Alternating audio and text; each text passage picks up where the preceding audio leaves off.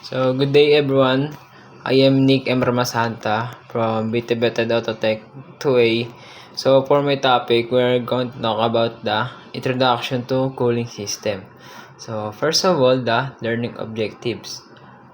So, at the end of the lesson, students will able to explain the function and purpose of the main parts of the cooling system. And at the end of the lesson, the students will be able to locate and identify the cooling system components in an actual or simulated engine. So, effective. At the end of the lesson, the students will be able to show appreciation for the importance of maintaining the cooling system for engine safety and efficiency. First of all is what is cooling system. Cooling system is controls the engine temperature and prevents overheating and keeps engine running smoothly. So, yung cooling system daw po is nagkikip sa engine at the correct operating temperature habang tumatakbo ito. So, yung makina kasi is nagpo-produce ng heat, and then yung cooling system is yung nagko-correct ng engine temperature. So, yung cooling system is yung naglalabas ng init mula sa nagpo-produce ng makina or yung sa engine. Kaya yung system na to is yung nagbabalance ng init para syempre hindi mag-overheat yung makina mo. So siya yung naglalabas ng init na yun, and then para syempre safe and efficient at smooth lang yung takbo ng makina. So major parts of the cooling system. The first one is the radiator. The radiator removes heat from the coolant by passing air through thin fins. So yung radiator is yung naglalabas ng heat na nakukuha ng coolant mula sa loob ng makina or ng engine. Coming from the combustion chamber, nagpo-produce ng heat. So, para hindi mag-overheat yung engine, syempre yung radiator is yung nagre-regulate ng temperature ng makina para malabas yung nagpo-produce nga na heat, and then para siya ay run ng smoothly. Next is the water pump. So water pump circulate coolants throughout the engine radiator. So yung water pump is a mechanical device in the engine cooling system that circulate coolants to prevent the overheating. Then next is the thermostat. So thermostat controls the coolant flow to keep engine at the correct operating temperature. So yung thermostat is temperature control siya. And then yung nag-control sa coolant flow para yung coolant is mag-flow siya ng maayos through engine and then pa radiator. So siya yung yung parang door sa between engine to radiator. So next is the cooling fan. So cooling fan blows air through the radiator to help remove heat. So cooling fan syempre coolant fan provides airflow para mapalamig yung radiator, lalo na kapag kapag lalo na so functionable to yung cooling fan na to pagka yung nasa traffic tayo or kapag mabagal na yung takbo natin. So yung main function nito is yung binoblow niya sa radiator yung nahihigop niyang init. Then yung radiator is yung naglalabas na ng init. So ganun siya. So next is the coolant. So coolant is a special liquid that absorbs heat and prevents freezing or boiling. So yung coolant, ito yung yung special liquid na nilalagay sa radiator. So siya yung naghihigop ng init na napoproduce ng makina ng engine, just like what I said kanina. And then, special liquid na-absorb niya. Pag na-absorb na niya yung heat, and then, magpa-flow na siya sa water pump to papunta thermostat, and then, palabas na sa radiator. So, ganun siya. So, next one is the hoses and passages. So, rubber hoses and internal engine passages that guides the coolant flow. So, ano lang siya? So, ito yung mga dinadaanan lang ng coolant para mag-flow siya ng maayos para ma-flow niya ng maayos yung nahigop niyang heat papunta palabas sa radiator. So, ano siya? Daanan lang siya ng coolant. So, next. So, how cooling system works. So, first, sabi dyan is, water pump moves coolant through engine. So, yung water pump is yung, di ba, una is, naglalagay ka muna ng coolant. And then, yung coolant na yun, pag pumasok na siya, pupunta mo siya sa water pump. Then, yung water pump is yung magpupush sa coolant, papasok sa engine, and then, yung coolant na yun is mag-absorb na siya ng heat. And then, ayun nga. Coolant absorbs heat from the engine. And then, yung hot coolant na yon, nakahigop na siya ng init.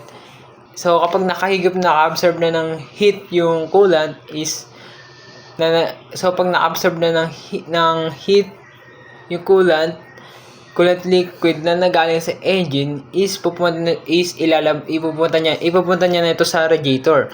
Then, yung radiator naman is yung ilalabas yung init na na-absorb ng coolant, and then, iikot lang siya ulit. I-returns lang ulit yung coolant papunta sa engine na maghihigop siya ulit ng heat, and then, ilalabas niya ulit to sa radiator. So, ganun. So, ayan, may diagram dyan kung paano nga yung nagpo-flow yung coolant. So, ayan nga, two types of cooling system. First, we have the air cool and liquid cool. So, yung air cooled is usually siya sa air nga lang. It uses air only. So, common siya sa mga motorcycles or sa mga old cars. Then yung naman, kinaibahan nito is yung air cooled is without liquid. So, more on air lang siya. So, air na yun is, hindi na kailangan ng coolant. So, yung isa naman is liquid cooled. So, yun. Nag-use siya ng, coolant papunta sa radiator. So, common siya sa mga modern cars ngayon. So, yung advantage niya to liquid cooled is yung, more efficient siya, and, nakontrol niya talaga yung cooling or yung napoproduce na init na galing sa engine. So, next, why cooling system is important. So, first, engine create heats when burning fuel. So, yun nga, nasabi ko kanina, diba?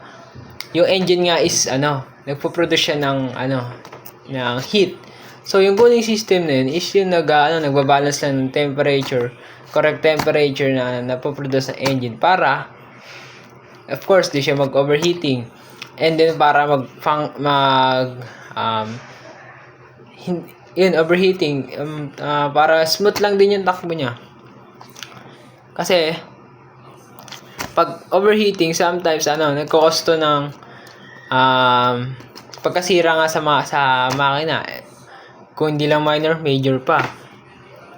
So, yung mga cause ng overheating, di ba, sometimes, pag low coolant, syempre, siya ng leaks. So, yun. Pagdating na yun sa cooling system. And then, too much, sabi ko kanina, diba? Pag pag sobrang init na is nagda-damage na to sa mga parts, di lang sa mga minor kundi sa mga major parts. So, ayan ang purpose ng cooling system. Regulates niya yung nagpo-produce na init na galing sa engine para hindi to mag-damage, or syempre pag ni-damage yan is magagas ka pa. And then, third bullet is the correct temperature, better performance, and longer life. So, di ba pag nag-ano tayo ng cooling system is parang ano na rin siya, pinapatagal na rin natin yung buhay ng makina natin kasi nga, hindi to nagkakos ng damage. So, yun nga, pag nagkakos ng damage is unti-unti na lang umuunti ang lifespan ng makina. So, ganun.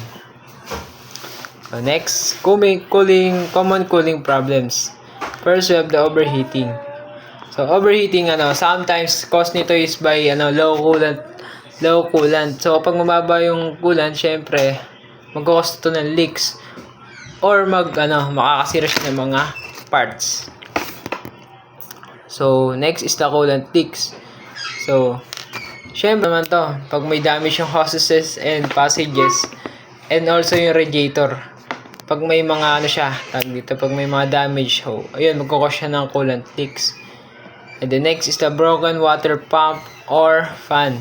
So, pag malalaman mo siya pag nag-stop na siya ng pag nag-stop na ng ikot yung cooling fan, or makikita mo naman yun pag in-inspect mo yung syempre yung engine, pag in-inspect mo yun, makikita mo na agad yung mga broken parts sa it's either sa water pump or sa fan. So, stock thermostat. So, for the last one is the stock thermostat. Mostly, yung cost lang naman ito is pag yung may maraming bara, yan, nag-i-stock yung thermostat na yan. Pag, hindi ko alam kung alikabok yun or dumi, or yung, alikabok na hihigop ng coolant. So, yun yung nagpapastock sa thermostat. Siyempre, pa nag-stock na yun, hindi na ma-fulfill ng maayos yung coolant, and hindi na lalamig yung makina. So, summary, cooling system keeps the engine at the safe temperature. It uses coolant, radiator, water pump, and fan. So, cooling system prevents overheating, improves performance, and protects engine. So, talaga ng cooling system is yung ma-regulate niya yung heat na produce ng engine. So, syempre, the cooling system is not just only, designed to remove heat nga. It also improves performance and protects engine lifespan. So, that's the real purpose of the cooling system. So, that's all. And thank you po.